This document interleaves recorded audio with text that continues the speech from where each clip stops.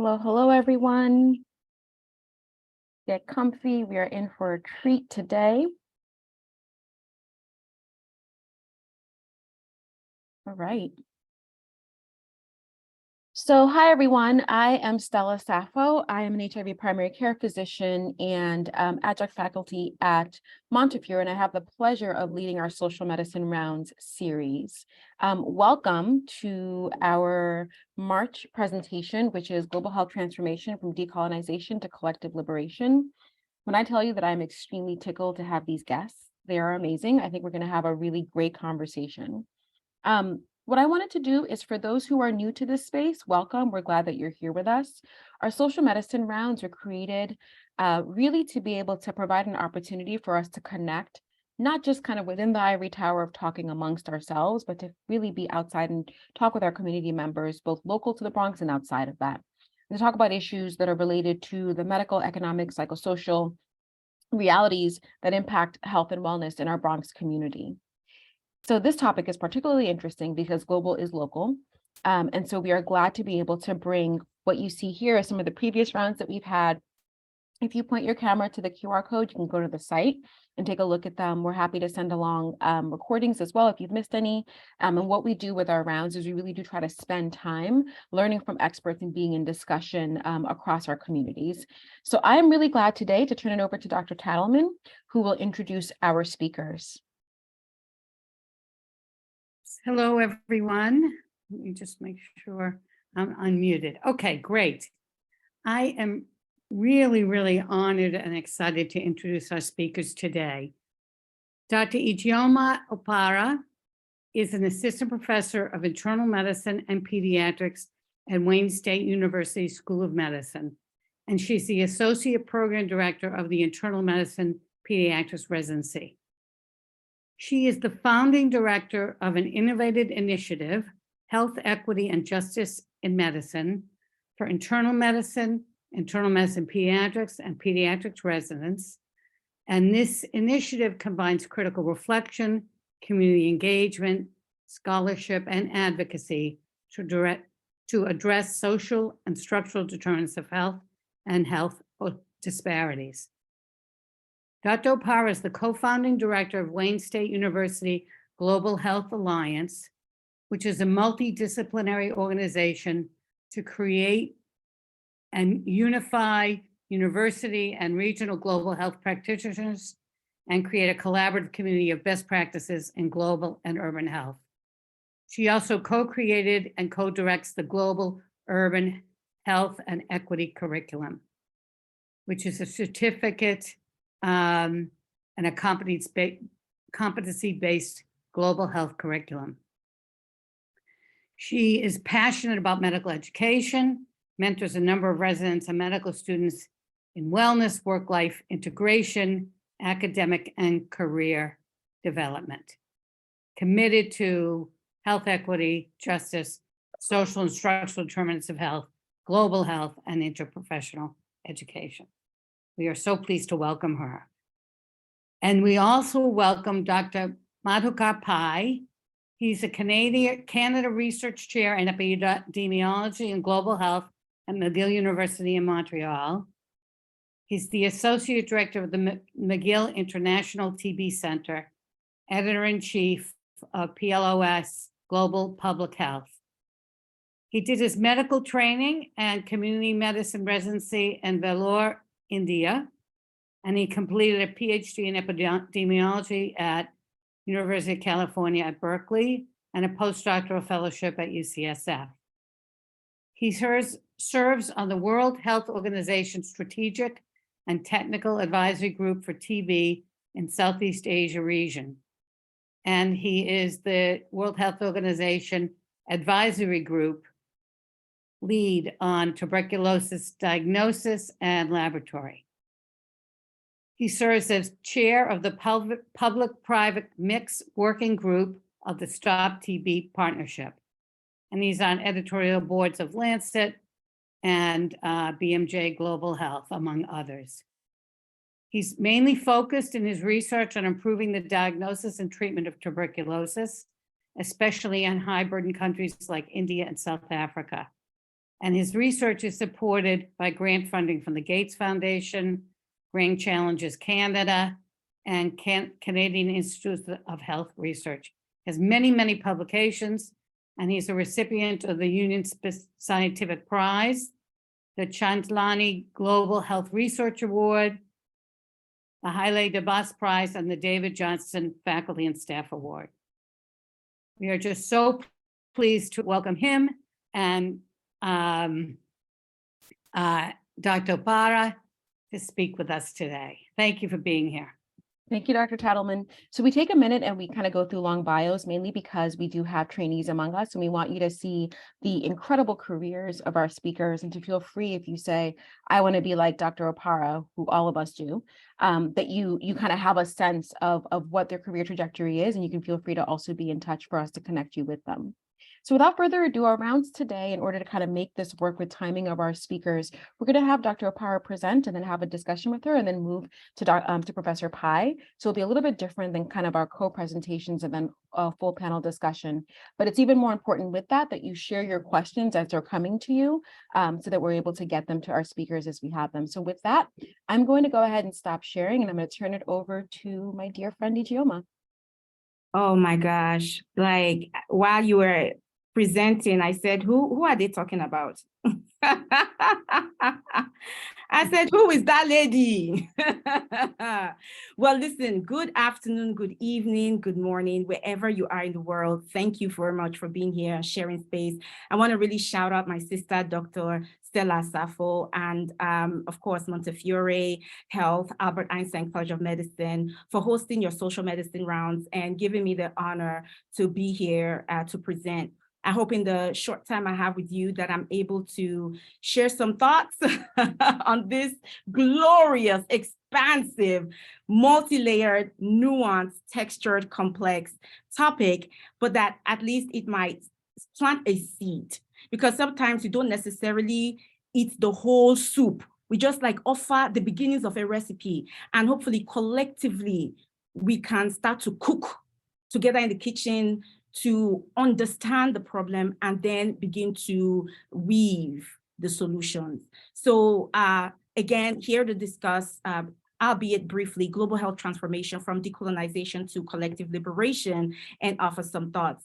Before I proceed, I also want to shout out, because I saw a sister, Olanike Mensa, it is saying, thank you very much for your love. You know, I see you in the chat doing the love, and it's a great reminder to really encourage folks. I see there's 46 of us here. Destroy the chat, okay? Like, get all up in the chat in this conversation. See, learning and communal cooking, as it were, you know, it requires engagement. And I know there are quiet ways to engage, and that's beautiful if that's you. I also just encourage you that it's okay to grow out of your comfort zone and get all up in the chat, okay, and engage, because that's how we grow beyond. So don't be shy, get up in the chat. I will be checking it and interacting as best I can. So with that in mind, let me get rid of these hide floating. There we go. And let's jump into the conversation. I always start with my disclaimers. Ugo Chinyere, Onre Bubechi, and Chimamanda. These are my 3 disclaimers, okay? These are the people I actually work for, my 9, 6, and 4-year-old little queens. And from a place of acknowledgement and positionality, I want to acknowledge that the US is a settler colony. Okay, and with gratitude that the land where I live, work, and worship is the city of Detroit, or Wa'awiatanong, which is the original homelands of the Anishinaabe, with a history of genocide and forced removal. I honor and respect the diverse indigenous peoples still on this land. I commit to continuing to learn to be a better steward. I want to also acknowledge my positionality as the Ada, or the first daughter of my parents, Ms. Ngozi Gloria Nnodim, and my dad, Dr. Joseph Ogbonna Nnodim. And that I'm a Black cis-het woman who's first-generation Igbo Nigerian immigrant, able-bodied and neurodivergent. I acknowledge that my African and diaspora ancestors lived, resisted, prospered, and sacrificed, that I may live today a free Black African woman. I also want to acknowledge that I'm giving this presentation in the colonial tongue of English with its inherent limitations here in North America. As I engage in this conversation, I'm a physician, scientist, activist, scholar. And at the same time, my space clinically in research and teaching is around decoloniality, anti-coloniality, anti-racism, anti-oppression. But this is not merely a clinical or academic interest. It is, for me, a matter of life and death. And so my lens, the lens I bring to these conversations is historical, sociopolitical, and system-based and Afrocentric. And that becomes important as you hear me speak and share thoughts. I always, when I have these conversations, want to name that these talks can be traumatizing and re-traumatizing for those of us of the global majority, okay? And so please practice self and community care, the trauma-informed healing practices, ground yourself, stay connected. Again, I hope through story and truth-telling and really focusing on our strengths and not just the deficits and really centering liberation and justice, that I'm able to hopefully mitigate the effect of any trauma or traumatization.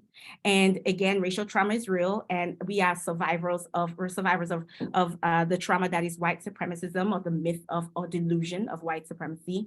And therefore, again, there are tools out there. This is one I really like to please engage with and help yourself.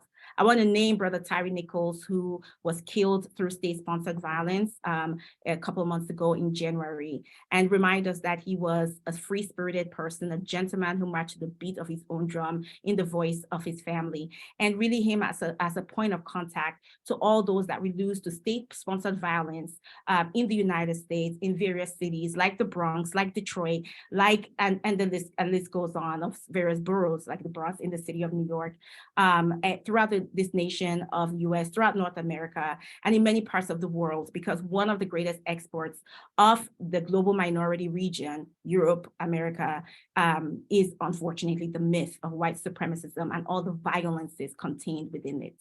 So I'm hoping that at the end of the conversation today, that we will take away some notes, that global is local, that there is a common strange fruit that ties in the global with the local, and really global it's all of it, but just to name and be explicit, that global is not just international. And when we talk about health equity, and health justice, there's a common strange fruit that ties all of that inside of the myth of white supremacy and anti-Blackness.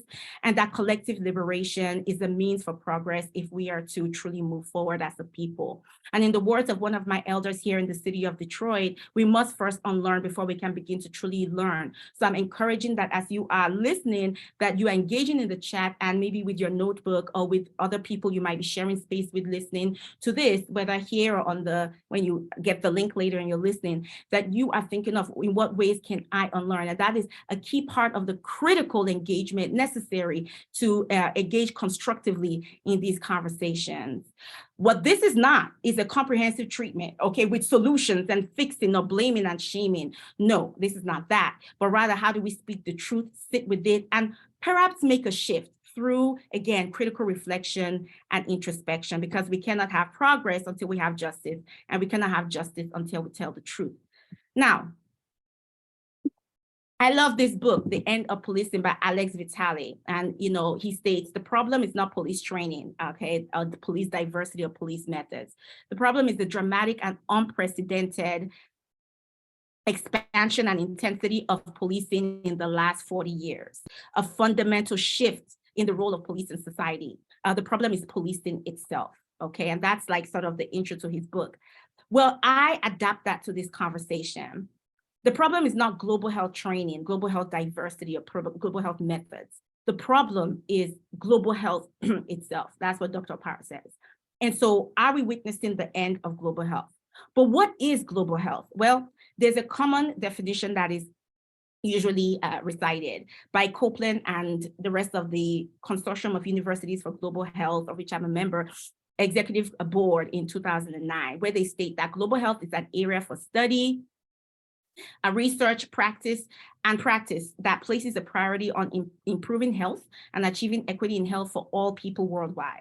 And global health emphasizes transnational health issues, determinants, and solutions. It involves many disciplines within and beyond the health sciences and promotes interdisciplinary collaboration. It's a synthesis of population-based prevention with individual level clinical care. I want you to sit with that definition for a second. And I want you to, in the chat, tell me if you have a critique. Is there something that's missing in this definition as you understand global health today? Or is it pretty comprehensive? And then I'll visit that later. But I'll let you know that at that same meeting, there was a Kenyan doctor who had his own definition for global health. And he said, global health is a concept fabricated by, quote, developed countries, and we'll talk about why that's in quote later, to explain what is common practice in developing countries, right? And as I had a conversation with my friend, Dr. Yabi Diako, who is Ghanaian, not too long ago, his definition of global health is simply health practice in 2/3 of the world. You saw that long ass definition, and then see what people in the regions that survived at the transatlantic slave trade, colonialism, imperialism, define global health. So really, we need to, when we talk about global health, engage in a conversation about voice. Who is speaking? Who is setting definitions? Whose perspectives is being reflected when we talk about health, and when we talk about global health, and when we talk about public health, and when we talk about global public health? When we talk about anything, whose voice is being reflected? Whose perspective is being represented? What is the reference point? Who is being centered? Whose experience and realities is being centered? The who matters, and who is not spoken about matters more, because that is ultimately who has power, who has the positionality, the privilege, and who is defining, determining, and driving the politics that impacts what the subject being discussed, in this case, global health. And so ancestral wisdom teaches us that whoever controls the story controls the money. And of course, there are other things, follow the money, when you are asking questions about why a thing is a thing. And so Uncle Chinua Achebe states that until the lions have their own historians, the history of the hunt will always glorify the hunter. Who is telling the story? Who is setting the definition?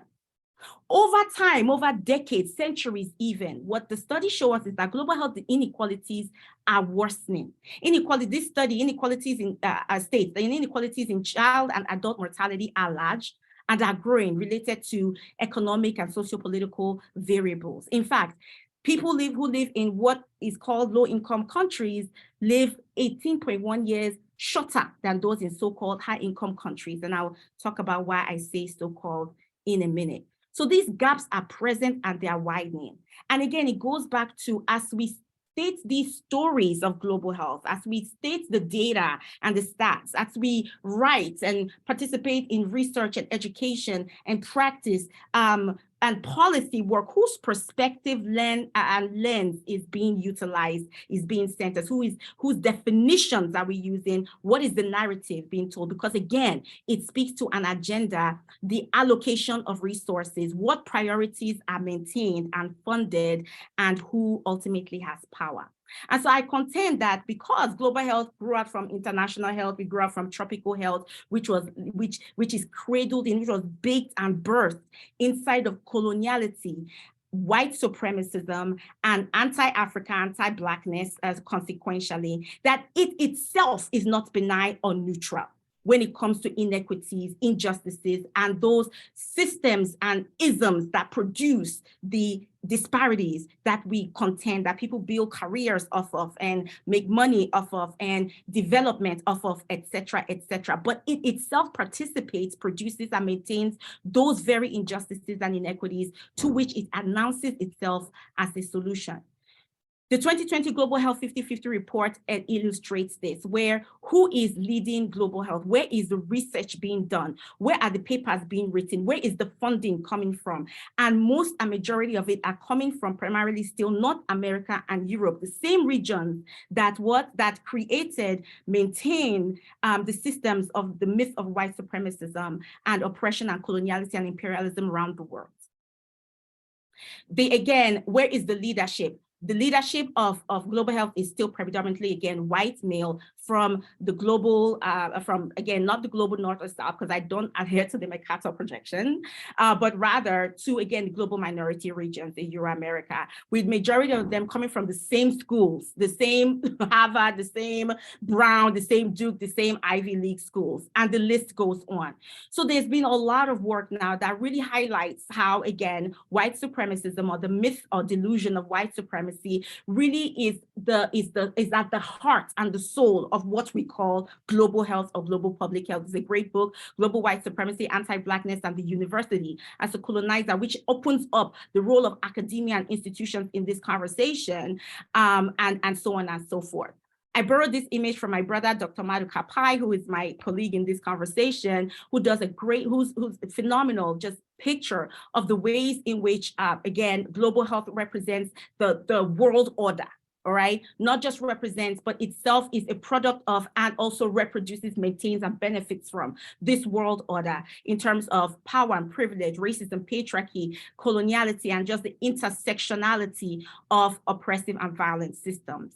And again, numerous papers have now been written around this, confronting whiteness and decolonizing global health institutions, by a phenomenal scholar, Dr. Emily Combesson. Voices now from the global majority that speak up about the ways in which these, what was silenced and hushed is now really coming to the fore, as to why and how we are still seeing, despite the presence and the loudness of quote unquote global health and global public health, that these disparities are still widening. This paper recently published by, again, my stellar brother here, Dr. Pai, and other stellar colleagues such as Dr. Catherine Q. Butungi and et al. On vaccine and to visa appetite, really highlighting how modern day policies and practices, as we look at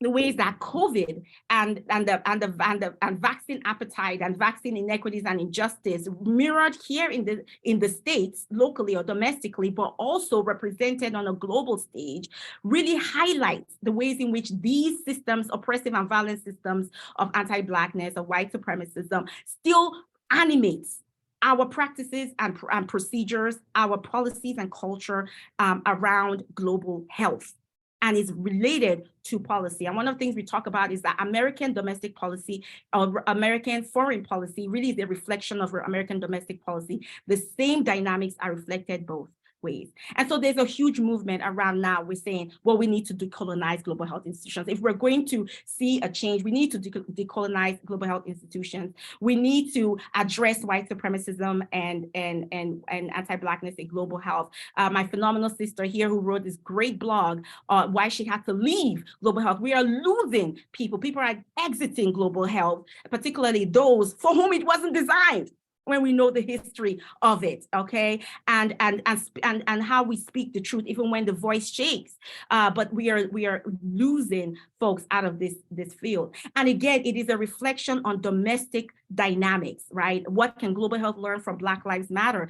The understanding of how systems of injustice and oppression, how racism, how the intersectional systems of patriarchy, ableism, capitalism, how they all speak and show up inside of global health, that are beautifully articulated by Black folks, primarily in the Americas, by indigenous folks, primarily in the Americas, truly reflect similar dynamics on a global scale. And I wrote this blog also. I'm honored to work with, again, Dr. Pai on the editorial board. It's time to decolonize the decolonization movement in Plus One blog space. And I've written academic papers, I've written all kinds of things. And I'll tell you that this blog was really if we measured impact factor, this is my highest impact factor, and it's just a blog. So I want to take a break to just encourage, especially if you're a trainee out there, young person out there, write.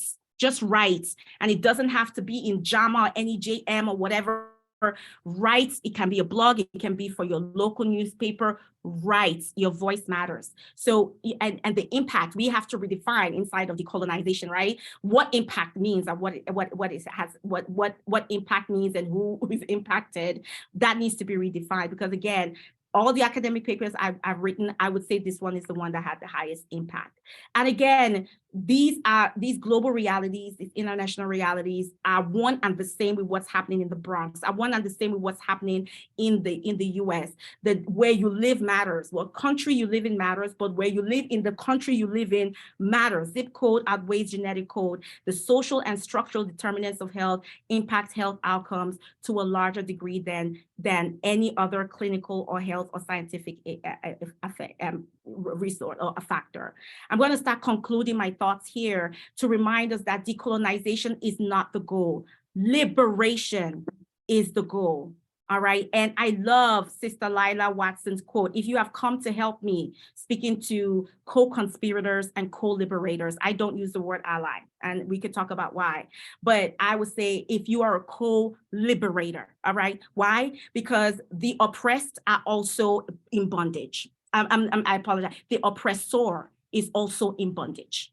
All right. The oppressor is also in bondage. And so Sister Weiler says, if you have come to help me, you are wasting your time. But if you have come because your liberation is tied up with mine, then let us work together. Then let us work together. Sister Lina says we must have an undying thirst for collective liberation, because it truly, decolonization is a path to ultimately liberation, and that is going to take courage. And so Dr. Opara's, I want to leave you with Dr. Opara's vitamin C3 and I, courage, community, collective action, and imagination. These are the ingredients to good, proper egusi soup of liberation.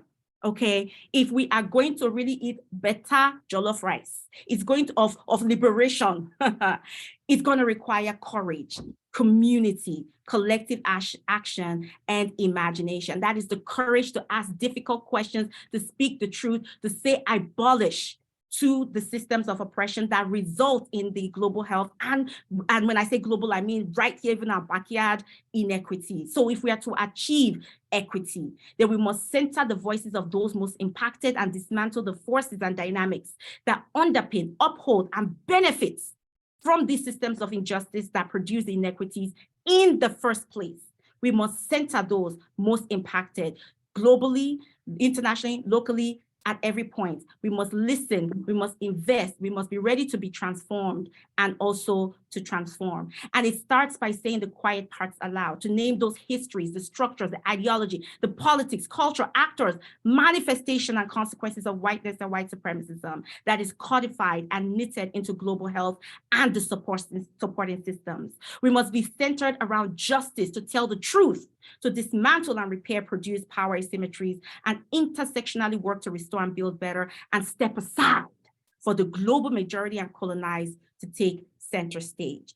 So we must be intersectional, and we must understand the common rootedness, and it starts with language and framing. And so instead of saying health disparities, what if we flip the script and name these disparities as diseases of oppression and manifestations of the violence of white supremacism, colonialism, and imperialism? Rather than saying Black women are 4 times more likely to die in the healthcare system than their white counterparts, how about we flip it and say Black women are 4 times more likely to be killed inside of racist healthcare systems that don't see us as human? When we talk about high income countries and low income countries, what if we define countries by their debt?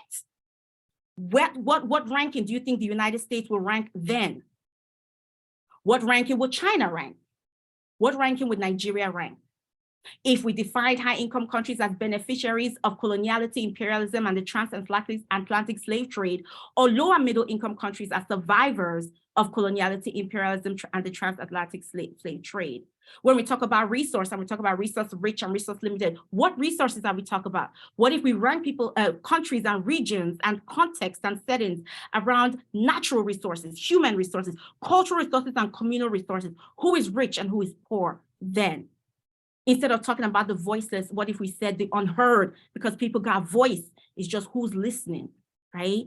And the list goes on. But I want to close here and remind us that we cannot get out of the problem or solve our problems with the same thinking we used when we created them. Those master's tools will never dismantle the master's house. It might start to work, but they ain't gonna dismantle it, and it will not bring out genuine change. When we adopt the mentality that none of us are free until all of us are free, then we can have the freedom to develop disruptive new tools, new models, new approaches, and new systems, but rooted in old epistemology. That is our indigenous ancestral wisdom. And so the framework that I've developed is centers around critical reflection, critical imagination, and critical action. And critical action is rooted around critical disruption, deconstruction, and creation. And so our work must be, whether you're a researcher, you're a student, you're a practitioner, you're a policymaker, whatever, your house person, you're stay at home, is your work grounded in the liberation work of the grassroots? Are they source, actor, and sponsor of your work? Are they leading the design, methodology, epistemology, and ontologies of your work? Are they leading the application, evaluation, and metrics and consequences of your work? Are you asking these questions? What story are you telling as you do your work? Who are you? And should you be the one telling the story? What is that role or position that you play in this story? Where do you position yourself around power and privilege and place? How do you benefit in the story that you're telling? And what system is your role in this story creating, upholding, maintaining, or dismantling? In other words, in your story, inside of the work you do, who is the hunter and who is the lion? So in the words of my auntie, Angela Davis, it is in collectivity that we find reservoirs of hope and optimism. I want to thank you. I want to lift up again our folks, people of the global majority. Remember, we are powerful because we have survived, and that is what it's all about: survival, growth, but also we choose to thrive.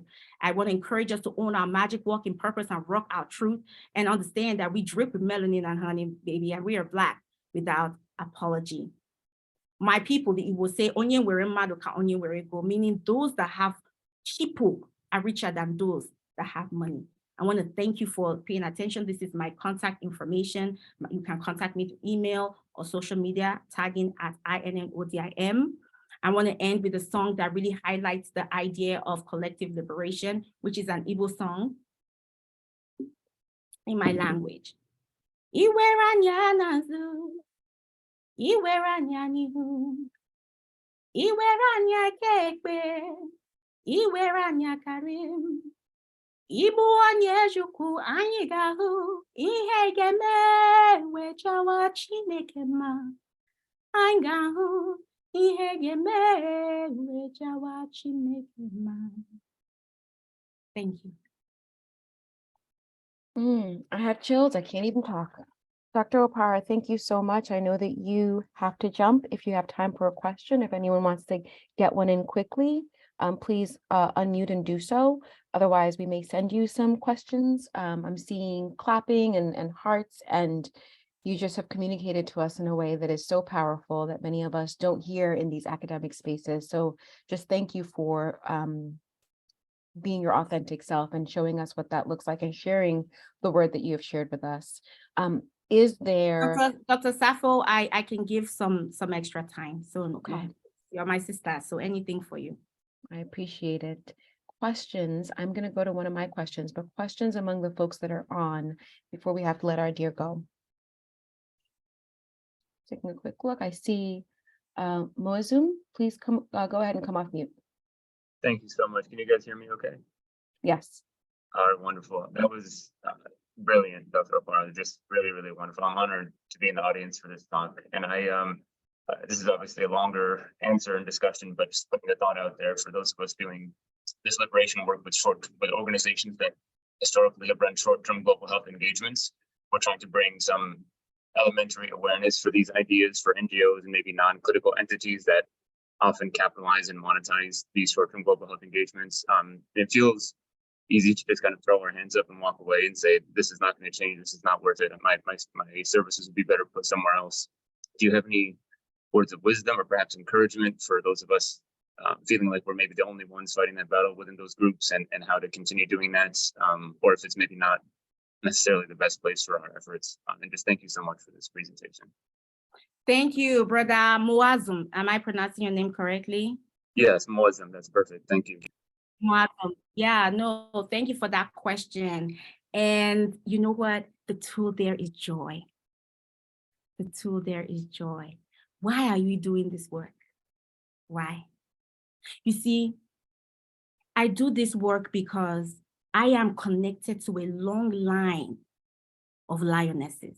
I'm connected to a long line of lions. I'm connected to a long line of freedom fighters. If y'all don't know about Biafra, find out, okay? I'm connected to a long line of griots, healers, storytellers, come from a long line. You have to know who you are and why you are doing what you are doing. You see, when you are doing when you are living out your purpose, it's not that you don't have moments of discouragement, absolutely, because we are human, but you never give up, ever, never. Because if the people that came before me gave up, I would not be here. You see, I started off with those children, my little one. If their mother gives up, what world am I living for them? My nephews, my nieces, any little child in my life that are also my children, even though they don't come from my body, they are my children. You see, we have to be connected to purpose. Why are we doing what we are doing? And you have to know that every time you are doing the right work, opposition must arise. That is normal. It must arise. Because you think power doesn't seed itself. It doesn't. It will rise. So we are prepared because we have a long line of ancestry that has done this. They've shown the way. And we're tied to purpose. So yes, it's okay we all get tired. We all get discouraged from time to time, but we never give up. Make sure you are taking care of yourself. Take time apart, sleep, eat, drink water, eat jollof rice, proper one, right? And dance, sing, be in joy, yeah? Make sure you are doing that. Share the load. We are never meant to be alone or do work alone. Make sure you are sharing the load. Just do your parts. It's okay. Ripple, everybody's little ripple becomes a mighty tide. We are benefiting today of the little work our mothers and grandmothers and great-grandmothers and great-great-great-great-grandmothers and all of them did. So just do your parts a little bit. Take care of yourself and be in joy and take care of each other. But make sure you are resting. You are a human being, not human doing. Black women say, and Black feminist, theologies, self-care is revolutionary as is joy. So you are tied to a long line of freedom warriors who never give up. That's number one. Tie and connect to your purpose. Always remind yourself of why you're doing this. And you're doing it for those that will benefit after you, like you are benefiting from those who came before. And they did not give up. And then 3, make sure you are taking care of yourself. I hope that was okay. If not, follow up with me afterwards. Dr. Opara, the final and very quick question from Dr. Ravandi from the Harvard system, who says, thank you so much and would love to hear any advice you have for researchers funded by institutions like the NIH, CDC, et cetera, which perpetuate ongoing inequities in global health with their ethos of America first. How do you approach it? How do you do the work within these structures and also just kind of hold forward what you've described? Yeah, I will keep it simple by saying, and this is also connected to the first it's also connected to the first question. And if I would like to rephrase the question to make sure I understand and my answer makes sense. We're asking, how do we do liberation work inside of like American first type context? Is that correct? Is that a good summary? Okay. Yes. I would say link your work to the people doing the real work on the ground. We must be connected to the grassroots always. If our work is separate from people on the ground, to me, I call the real workers, the mothers, the grandmothers, and of course, our fathers and grandfathers, our uncles and aunties that are doing the work, the ones that don't have degree after their name, but they have the degree of GSD.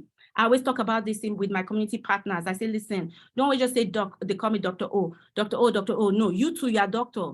You have doctor, your doctoral degree is GSD.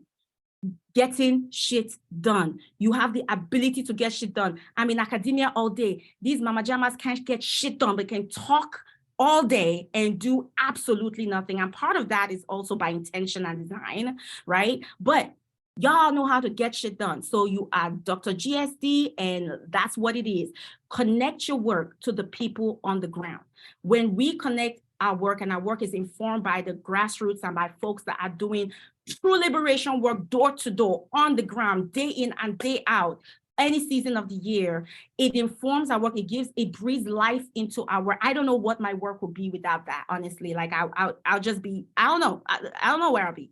I am driven, I'm animated, I'm informed by my folks on the ground that tell me what to do and really, frankly, how to do it. I learn organizing, I learn justice work and liberation work from my aunties on the ground, period. Those are my mentors for real. So I would say that I'll say this very quickly, we are doing some work in ending race-based medicine here in my institution.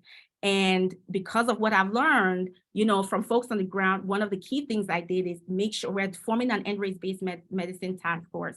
Usually those task forces are all the doctors, and maybe if somebody is gracious, there'll be one nurse. But it will be all the doctors, maybe medical students, something, and that's the end of it.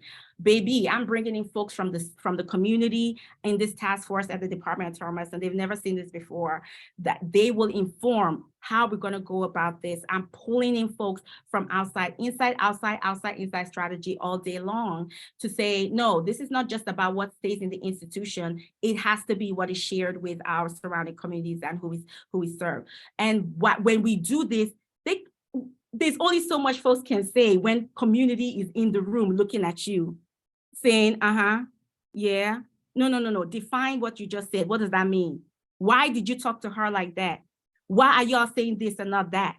When community starts asking questions, and we work in partnership to equipping them with the questions to ask, I work in translating and breaking things down. This is what they mean when they say this, and this is why it's not okay. And they come into those rooms equipped and ready. Listen, there's nothing we can do. So we have to center our work with the people most impacted, and they are sources of power in the work we're doing in these spaces that are bent on maintaining systems of white supremacism and anti-Blackness. Amen. Amen. Okay, I'm gonna let you drop. I want to get to Professor Pai. I have no words. Just thank you for being here. Thank you for blessing us with the word. I know folks will want to follow up. I'm going to share in the link of feedback survey just for folks who may have to, get to other things to be able to share. But we're going to go to our next speaker, Dr. Opara. Thank you very much again. So Professor Pai, please take it away and kind of help us to build on the topics that we've started discussing. Thank you. I'm not quite sure how to follow her, to be honest. I know. It was a Same. very bad idea to join, be the second speaker on this panel. I should have known, because I've invited her to speak in my global health class, and she was equally impressive, if not more. But then she has set the stage for me so beautifully, makes my life so easy. So I don't intend to take much time. I want to kind of begin by, like Ijeoma did, briefly talk about my positionality. I grew up in a small town in South India. And if you had asked me at that time, do I see myself as being very privileged or powerful in global health, and I would have laughed at you. But today, where I am today in the global north, in Canada, professor, male, all of that puts me in extremely, extraordinary levels of power and privilege. So I now need to figure out what to do with that privilege, and double agents like me, people who straddle two worlds, have, I think, double privileges, but we also have to figure out what to do with that privilege and not perpetuate some of the power asymmetries that we ourselves have seen and critiqued when we were on the other side. So I think there are two models of global health, and I think these two books, both new books, by the way, are beautiful readings for each of us to kind of understand these two models of global health. The first model of global health, I argue, is the charity model of global health, right? That America or Canada will donate vaccines, we will send money and aid, and we will parachute and help. And I think that model is rooted in saviorism. The second model is the model that Ijeoma just talked to us about, and that is rooted in collective liberation, solidarity, and allyship. and it's based and rooted in justice. And I am very clear that for people like me, and I guess many of you in this call, if you're in Bronx, if you are in Canada, if you are at Harvard, if you are in the global north, I think the path that is open to us to do global health is one of allyship. It is not one of charity. And I think trying to understand the difference in these two models, I think, is fundamental for us to succeed in this area. So Ijeoma spoke about, what's wrong with global health. And this elephant basically says every single aspect of global health is dominated by people like us, those with a lot of power and privilege.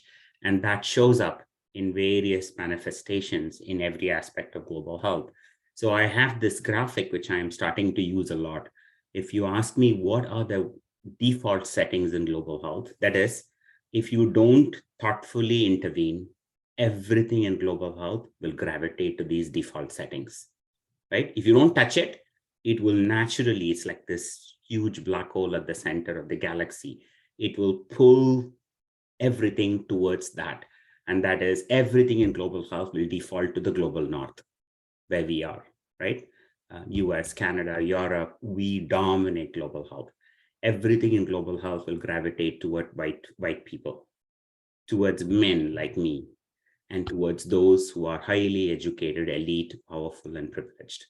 This is the standard model of global health from the colonial days to where it is in 2023. If you don't thoughtfully, intentionally disrupt this, whatever you do, grants, prize money, prizes, awards, publications, first authored papers, editorial board memberships, grants, funding, everything in global health will only gravitate to these defaults. The flip side of these defaults is who is least likely to be taken seriously and prioritized in global health. And this paper is a very, very, very powerful paper that I plead all of you to read it, because this was written by several Black people in Africa who were saying, what on earth is going on? We were not at all prioritized for COVID vaccines. We were not prioritized for Mpox. We are not even being given visas, even though we are invited to speak in international meetings. We are being treated so badly that we have only one word for this, that global health is anti-Black. And so that is the flip side of this, right? Who is the most privileged, and then who is the least privileged in all of global health. So now question is, and Stella wanted me to speak more about what can we do about this, right? What can we do to disrupt the default settings of global health? And I argue that we thoughtfully, intentionally shift our global health practice, our research, our training, everything that we do away from saviorism to that of allyship. How do we do that? Firstly, we begin by acknowledging that the way we have conceived global health, when I say we, I mean people like me, privileged, powerful in the global north, we think of it as philanthropy, charity, aid, donations, development assistance, saviorism, and dependency. What our colleagues in the global south, the majority world, as Ijeoma called it, have been consistently telling us that we don't want your charity, we want justice. We want vaccines as a matter of human rights, not as a matter of charity. We want to talk about reparations for damages done in the past. We want you to understand that we have autonomy, we have agency, we want to be treated with respect, and we will self-determine our agenda and our path forward, right? Understanding and moving away from the first column of global health into the second column is truly one of the most important things we can do to disrupt the status quo in global health. And that nicely maps to moving away from saviorism to one of allyship, right? Saviorism is really about the savior. We center on ourselves. We feel good about being a savior. We want to keep people dependent so that we can save them again and again. And it undermines the agency of the people that we are trying to save. And we often do it with consent. Have you not seen young Americans and Europeans and Canadians going in the middle of nowhere in Africa and starting a clinic with no license to practice? Well, that's often without consent. Nobody invited them to do so. The biggest difference, in my opinion, is that nice analogy of, you see babies floating in the river and you jump in and save them. And you can keep on jumping and save them forever without even looking up to see who is pushing the babies into the water. Looking and disrupting the systems of oppression that pushes babies in, that's the real role of allyship or co-conspirators or collective liberators. We want to end it so that there is no need for charity. There is no need for the global south to wait for our vaccines, for our money, for our knowledge, that they are able to do what they need to do to save themselves. So here are some allyship examples that we can discuss.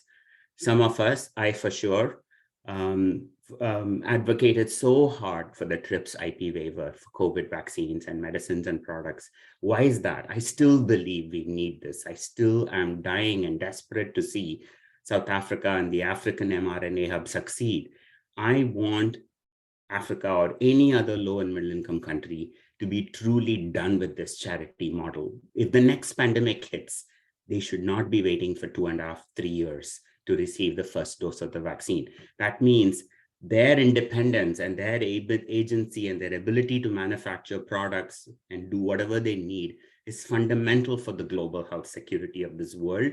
And yet the highest income countries and the big pharma essentially killed this, which tells you that they would much prefer to keep the global south in a dependent mode rather than see them completely liberated and free of us and our charity. Male allyship. So much has been spoken about how women are consistently left out of global health leadership. This is the most recent report from Women in Global Health. And so the women are saying men like me must lean out and step up as allies. And so there's a lot, I think, that men can and should be doing, way more than what we are doing. In particular, white older men with tremendous power and privilege should be the first ones to really lean out because they have nothing to lose.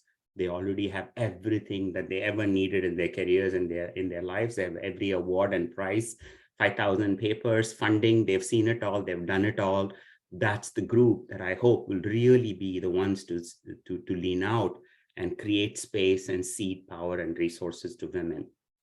Journals can do so much to correct this epistemic injustice that all of the knowledge is driven by the global north, edited by the global north. First authors, senior authors are all from the global north. This has to change. And I'm delighted that my fellow editors like Julia Robinson and Ijeoma are on the call, where we are trying to consistently, thoughtfully disrupt status quo in global health with the journal that we have put together. And we were delighted to see we were ranked as one of the most diverse global health journals among all the journals. And this wasn't an accident. This was done intentionally, thoughtfully.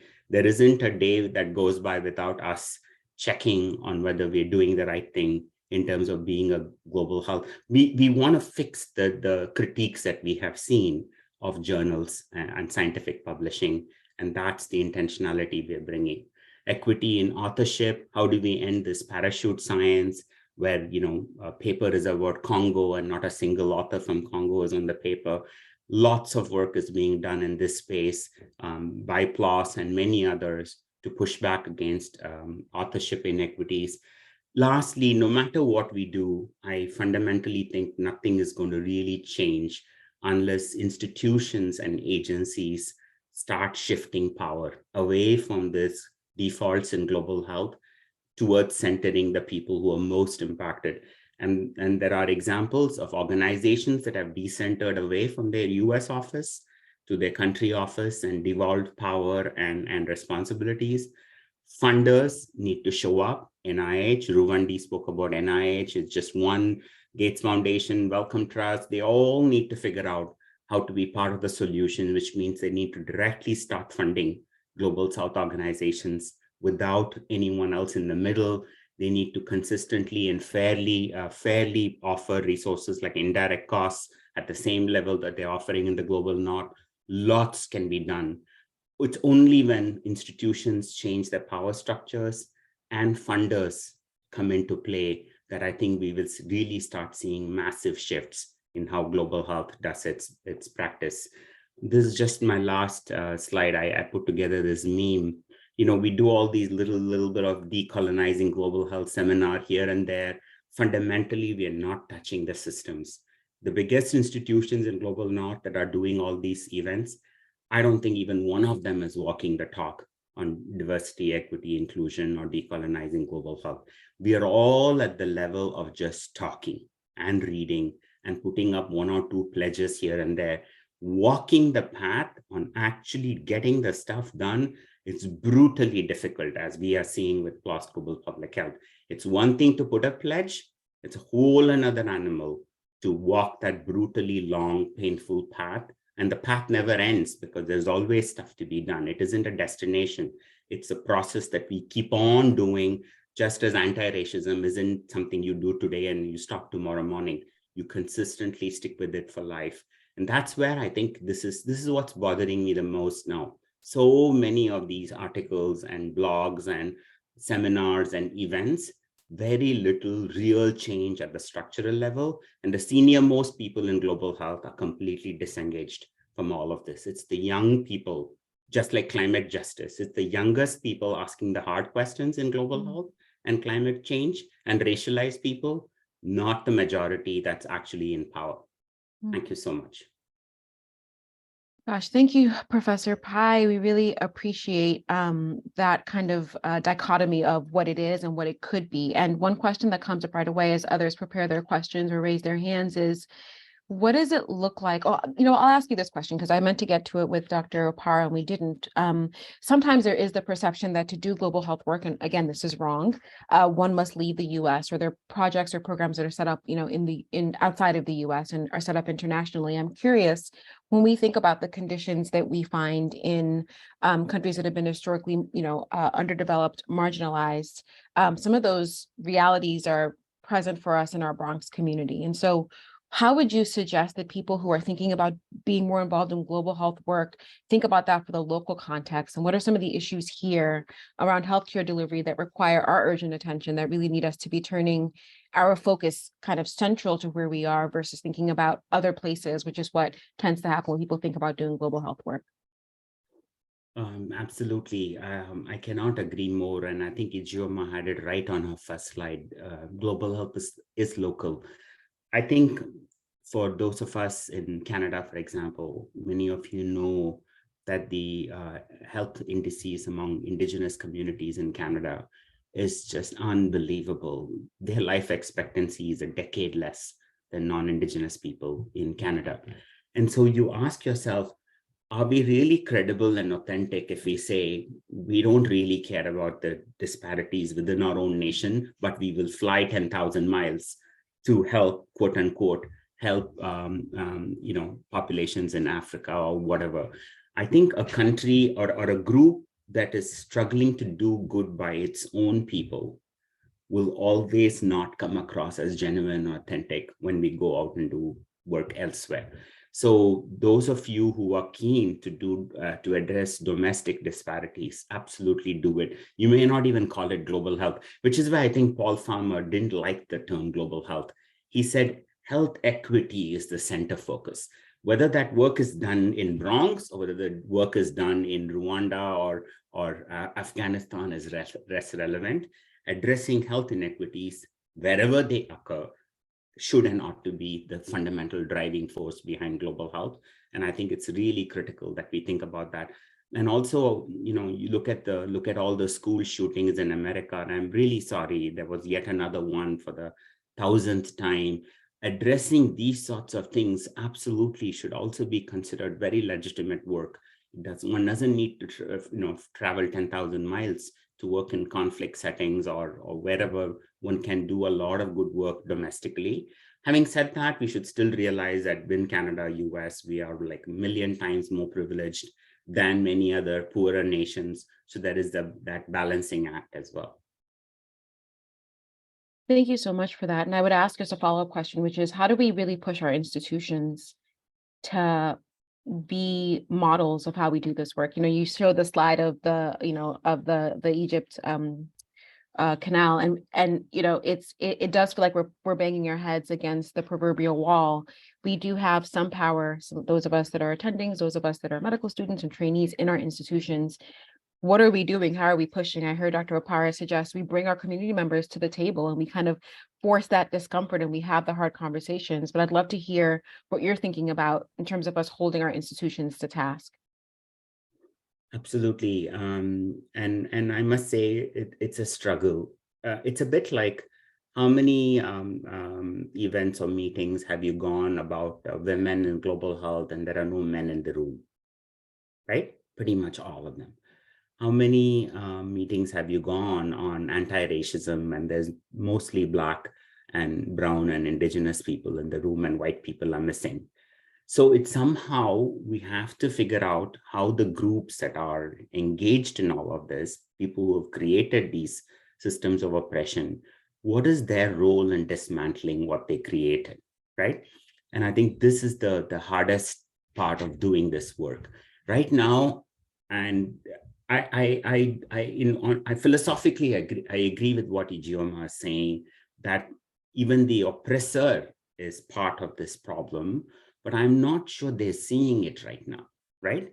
So we all said, none of us are free until all of us are free. None of us are safe until all of us are safe. And yet we hoarded the vaccines and we allowed more than 2.5 billion people to be unvaccinated. And we got away with that, right? On paper, even a child could have said the whole world needed to be protected against COVID. And we failed. And right now, climate justice, I have a very sinking feeling that the rich nations are going to figure out some way to save themselves, and the global south that contributed nothing to this climate disaster are going to get hammered, and there isn't anyone who's going to go and help them out, right? If we behave the way we behaved with COVID, what hope do we have of supporting our global south friends and brothers and sisters in this climate justice work? So I believe in this collective liberation, but it seems to me that the powerful people haven't really bought into that argument. How do we convince them about that, right? They're getting away with these inequities every day. And there seems to be no way to challenge that way of thinking. I was asked, and I was relentlessly advocating in Canada, and I was asked on national television, why should Canada help other countries? I froze on the screen. I just couldn't find a way to respond to that question.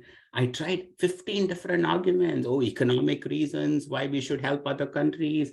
We just enlightened self-interest. New variants will come into Canada if we don't vaccinate the world. Nothing worked.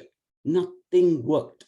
So I keep asking myself, how do you convince the most powerful and privileged that there is something called collective liberation, that these inequities are harming every one of us, right? I want to know how to get that message across, because every possible message was tried in this pandemic and it didn't work. Every possible message is being tried with climate crisis.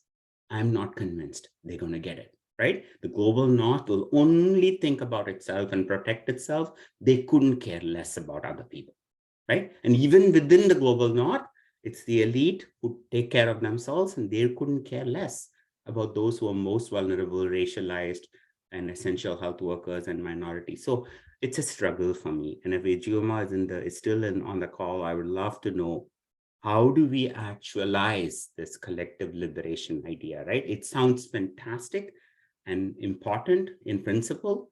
In practice, I'm not seeing hopeful signs occurring in the real world around us. And Stella, if you have any ideas, I'd like to hear you. I was going to say, it's very well said. I loved what Paula said in the comments. She said, I'm learning that being super uncomfortable and everyone being in spaces where you're uncomfortable as you talk about these issues is a sign that you're actually pushing well and that you're making these. And I would say, Madhu, that the kind of frustration that you share means that you're asking the right questions, because it should really shock us that we don't care enough to think through how we come through a global pandemic together, how we protect the only earth that we have together. So that frustration, I think, is something that I really share.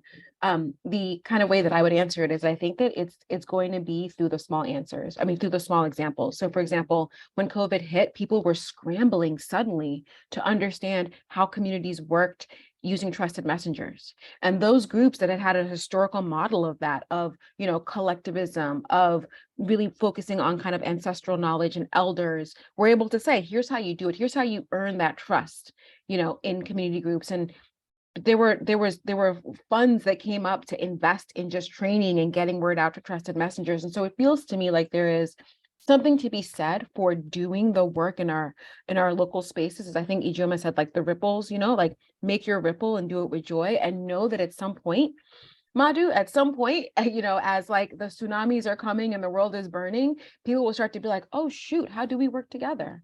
How do we center equity in how we work together? And I think that, you know, there will be moments for us to really share these. That's how I kind of see it, but I'd love for others to come on and, you know, share thoughts or reflections, because I think it's a question that many of us are really struggling to think through. I can come in. Thank you, Dr. Pai. I was doing some other work and listening, and as always, extremely eloquent and always challenging us to critically reflect on very real points in this work. I lean on history, I lean on ancestry, I lean on lineage. And I would say what I've learned from freedom fighters from in the continent and throughout the diaspora is that, again, power doesn't cede itself. And I think it's okay to talk about collective liberation, almost like if we borrow from faith traditions, it's okay to preach, you know, love yourself and, you know, these ideals, and, you know, love others and give sacrificially and obey and take care of each other, these beautiful beliefs. But those who may have a Christian background or be familiar with the Christian faith, remember there's a story in the Bible where Jesus also took a AK-47 and blew up the temple. No, it wasn't an AK-47, but whatever he got, and just went apeshit all over the temple because it was pissed and mad about what people were doing in this what was supposed to be a sacred space. And what I take away from that lesson, and there are numerous examples of other sort of prophets and people we hold in high esteem, and their moments of humanness, is that we all, just like the brother was asking before and saying, you know, I'm feeling discouraged. Yes, in our humanness, we have those moments of discouragement, but I also think that there is power. And Lamar Rod Owen writes this book, Love and Rage. There is power in righteous rage. There is power in saying this must not stand, it's not okay, and having that inform a collective work among the willing, among those that are willing, okay, and are of like mind and like spirit, to do the work that is necessary to achieve, you know, liberation. And it doesn't need 400,000 million people. And it doesn't necessarily need the president or the CEO or the dean or the chair of this, that, and the third, necessarily. I think that sometimes we think we need everybody to get to the promised land. And I think sometimes we think that we need certain types of people to get to the promised land. And I am young at 41. And in my short years, I have witnessed powerful things happen because a child spoke up, because 3 women spoke up, because, you know, someone said no. I don't think it takes as much as we think it takes for change to happen. And so I say that to say that, yes, we feel our feelings and we lean into our humanity and our humanness from time to time, but I also think that we can achieve the goals that we set out for ourselves by working with who we do have. And I remind people that, you know, there's more of us than them. There's actually more of us than them. Now, they're loud as hell and they're well-funded, but there are more of us than them. And we just need to just get strategic and creative about how we organize collectively among those that are willing to participate in collective liberation, right? And do the things we need to do to create the ripples and the tide effect that we do create, And in due time, whoever else that's going to get swept up in the tide will get swept up in the tide.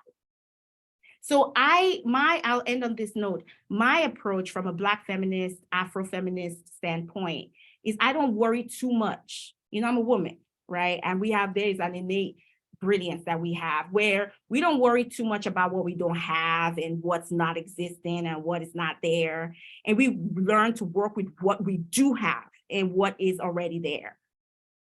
We learn to stretch that dollar that's in front of us to buy, you know, a $50 amount of something and not worry about all the things we don't have. And I choose not to focus on what I don't have. I choose to really work with what I do have and who I do have, who's in the camp. All right, y'all are down, let's do this. And as we do it, the laws of human nature is that people love a bandwagon. And next thing you know, I'll end on this for real. You already know all the people that talk about now, like that dean or president or CEO or whatever that you didn't know knew how to spell race. They didn't even know how to spell race. Now they're talking about anti-racism equity. They still don't know what it means, but they're saying it. Like when you look now, right, you hear people that you're like, I did not know this person could even read Ra. And yet they're out here talking about and racial disparities. And you're like, for real, you know how to say disparity? I didn't know. But now they are. Why? Because people love a good bandwagon. What we are benefiting from now is the work people have been doing. Igbo people will say Kengbe Tutu, meaning since the beginning. Now people are benefiting. So I encourage us, do that ripple, do that part. Somebody is watching, somebody is learning, somebody is being encouraged. When my daughter experienced an interpersonal racist event in her school, I was so proud of her because she told me, she said, Mommy, I looked at him in the face and said, you know, that's racist. I have not really talked to her explicitly, even though we read all the books, we read all the Black books, we watch all the movies, but they are seeing mommies do her work. And my nephews, my nieces, all the people around, people are watching you. Not just children, your fellow peers and even people senior to you. They are watching you. When I started doing health equity justice in medicine program in my department, nobody cared. Nobody even thought that, like whatever, social determinants of health, haha, that's not real. This was 7 years ago. Fast forward 7 years now, my department culture has changed. The way we practice medicine and interact with patients have changed. Social history is primary. We're still working out same things. But now we talk about racism freely in morning reports and in this. That's because you do what you do every day. Put your head down. And then you work with the people that you have. I do not worry about people I don't have. I was brief. I'm in the city of Detroit. The city of Detroit has blessed me. Let me do my part to bless it back. I won't be a doctor today without this community. So I owe them. Let me do that, you know? So I want to encourage you, especially the students. You are powerful. You are powerful. Don't let anybody tell you are not. You are. Work with who you have. Look and see, what do I have? And work with that. And don't worry. People love a good bandwagon. As you build that tide of change by doing your ripple and bringing people together that are like-minded and like-spirited, people will jump on it. And even especially those that you thought will never, ever. My chair, I never thought, called me to be like, yeah, so what are we going to do about, you know, the racist, this and that? I said, what? Yeah, so be encouraged. And we don't need as many people as we think. And we don't need necessarily certain people. You are powerful, and your number, the collectivity, that is the power. Don't look at the title and the this and the that. You and the 2 people with you, or the 3 people or the 4, it will grow. Just persevere and be encouraged. And as always, make sure you are practicing self-care because the work is not easy. Take care of yourself. I want to just turn it over to Prof. Pai for any last words before we wrap. I can't do better than what Ijeoma just said. So those are the last. It's a different kind of you. sauce, but we love everything that you've contributed. Thank you so much. Thank you, Dr. Opara. Thank you, Professor Pai. I want to just remind those who are joining, who are still with us, that we do have upcoming rounds. We will have our additional April rounds that will, let me just get you to the slide, that will convene April 25th.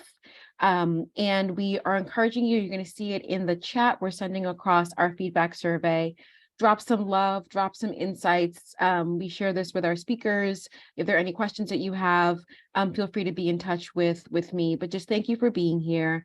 And a very big thank you for this session, for opening our minds, for letting us be in discussion and kind of in community with each other, and truly for inspiring us to go mess some stuff up and, do what we can within the settings that we're in. So thank you all. And that is it for today. See you guys in April.